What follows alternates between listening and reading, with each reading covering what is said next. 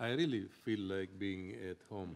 But how can you forget this great experience I acquired for approximately 8 years as mayor of Athens and member of the Committee of Regions? Actually, and I have to admit once again, this is the place where I got my very substantial political lessons of how democracy functions. I count a lot on our cooperation, not because of the strong links I maintain with the local governments and local democracy in general, but because I believe that given the developments all around the world, we all go back closer to our cities and to our neighborhoods. So all these problems we are confronted with, they are directly linked to local life.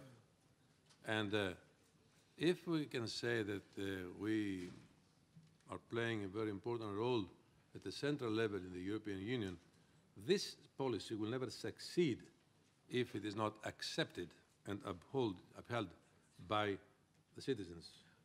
And you are the go-betweens, what is decided at the central level and the citizens of Europe. So I'm pleased to be back in this assembly. And my experience throughout all these years as mayor of Athens, I can say that I am among the few ones in Europe who to understand the challenges you are confronted with and the role you can play to address the current migratory crisis. Let me make a parenthesis here, which is rather personal. Throughout my political career, there are two periods that I have worked really very, very hard. When I was mayor, and now that I'm commissioner. The period I was minister, everything was done by the others. But as mayor and as commissioner, I have to do everything almost on my own with the help of my people. But I would never imagine 1 year ago when I was designated commissioner of Home Affairs and Migration that the two main topics of my portfolio would be on the top of the global agenda. So as you understand, this year was very exciting, but with a lot of burdens on my shoulder. So, coming back to the main topic of this meeting here today, cities and regions really, and you must believe in that, play a crucial role in dealing with this very complex and unprecedented situation not only our countries, not only our societies, not only Europe, but the whole world is confronted with. Your committee, the Committee of Regions, just in the beginning, is the voice of regions and cities in the European Union. And this voice must be heard. So I'm not here only to tell you my story, but to listen and learn from you. You make the connection between regional, local, and European work. Therefore, I wish to thank you for giving me the opportunity to discuss this issue with you today. The refugee crisis, I said, is a top priority, not only for national governments, but also for regional and local authorities. It is local authorities who are at the real front line today and who provide both the immediate but also long-term response to new arrivals. From the very beginning of its mandate, the Commission has adopted, as you all know, a comprehensive approach in its European agenda on migration. I would say we anticipated. Before, there was no migration policy. Everything was scattered around among different portfolios in the Commission. So we can say that this phenomenon, this very complex situation, had not been predicted earlier, because whatever is predictable can be preventable. And it was not the case. But it was one of the top priorities from the very beginning of the life of this Commission to move ahead very swiftly. So last June we adopted the European Agenda on Migration. As from that moment, Europe started having migration policy. We did not wait to be confronted with a refugee crisis to act. Our approach is to work not only across policy areas, but also across government levels. That is why cooperation with the Committee of Regions is of particular and substantial importance. The European Agenda on Migration is based on a simple principle. Europe shall assist migrants in need of international protection, return migrants with no right to stay on the European Union's territory, and attract migrants in need. Because very soon, Europe will be in need of migrants. Europe is an aging continent. We believe that for the years to come, for the next 2 decades, more than 17 million migrants will be needed by Europe. So we must be well prepared. That's why one of the dimensions of our policy has to do with legal migration, something that was not existing before. Since the adoption of the agenda, the Commission has taken bold measures to implement a new and effective migration policy. Due to the significant increase of arrivals since July, the Commission has shown its capacity to further develop its policy and adopted further measures to react quickly to the changing flows of migrants. All the immediate actions announced in the agenda have been implemented, and we have even been beyond. We started with the rollout of the hotspots approach and the implementation of 2 emergency relocation schemes of 160,000 places in total. So far, 2 hotspots are operational. The one in Lampedusa in Italy and the other on the island of Lesbos in Greece. And 160 applicants in need of international protection have been relocated from Italy and Greece, 130 from Italy and the same number from Greece. But I want to be clear with you. I am very much disappointed with the reaction of member states.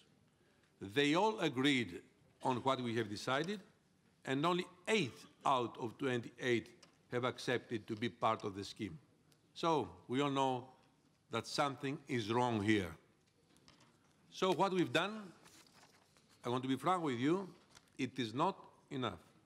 However, I remain convinced of the validity and relevance of the mechanism of relocation of refugees and the approach of hotspots. This mechanism, from the moment they are fully operational and functional, can strengthen security in Europe. Their full and timely implementation is critical to identify individuals who may qualify as refugees and those who are not entitled, or worse, those that pose risks that must be identified without delay. Indeed, migrants not eligible for international protection shall be returned in full respect of their fundamental rights. The number of Frontex joint return operations increased significantly in the year 2015. We have strengthened our cooperation with third countries. This is crucial in order to ensure that the credibility of the European Union migration and asylum policy is there. Regarding now the fight against smuggling, Operation UNAVFOR Med, also called Operation Sophia, after the name of a girl that was born on a vessel, has now shifted to its second phase, consisting in intercepting vessels in the high seas. It is now playing a very active role in bringing smugglers to justice. With the support of Europol, more and more smugglers' networks are dismantled. For instance, just only yesterday, Europol supported a large-scale joint operation carried out by law enforcement and judicial authorities from Austria, Greece, Sweden, and the United Kingdom. And this operation was very successful. As a result, the criminal group was dismantled and a total of 23 suspects were arrested. But of course, we are not there yet. There are more measures that need to be taken to get a robust system that will bear the test of time. To adapt our common asylum system, the Commission has proposed a crisis relocation mechanism to structurally deal with situations of crisis in the asylum area.